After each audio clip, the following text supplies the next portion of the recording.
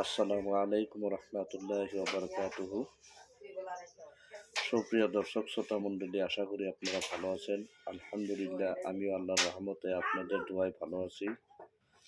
তো যাই হোক, আজকে ছোট্ট একটা আলোচনা নিয়ে আসলাম আপনাদের মাঝে। আল্লাহ নবী করিম সাল্লাল্লাহু আলাইহি সাল্লাম বলেন যে যদি কোনো মানুষ জুমাবারে ফজরের নামাজটা আদায় করে দুপুর হওয়ার আগে গোসল সেরে যদি সর্বপ্রথম মসজিদে চলে যায়, আর সে যদি সর্বপ্রথম মসজিদবাসী হয়, আর তারপর আল্লাহ রাস্তায় একটা উট কুরবানি দেওয়ার মতো সব আল্লাহ তাআলা তার আমল নামায় দান করবেন।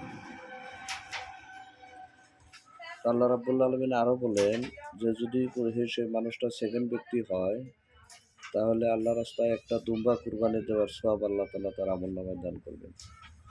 আর সবচেয়ে বড় কথা এইভাবে যে আমরা সবাই সর্বপ্রথম মসজিদবাসী হওয়ার জন্য চেষ্টা করবো ইনশাআল্লাহ। আর যাই হোক, গরিব মানুষের জন্য শুক্রবারটা হয়েছে একটা হজের দিন।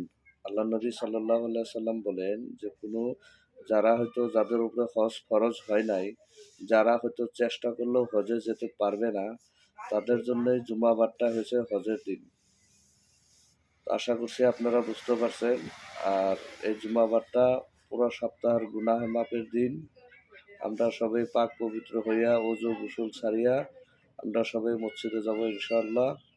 আর বিশেষ করে শুক্রবারে দুরূদ, আল্লাহ নবী সাল্লাল্লাহু আলাইহি সাল্লামের উপর দুরূদ পড়ার চেষ্টা করব ইনশাআল্লাহ। আশা করি আপনারা বুঝতে পারছেন। আসসালামু আলাইকুম ওয়া রাহমাতুল্লাহ।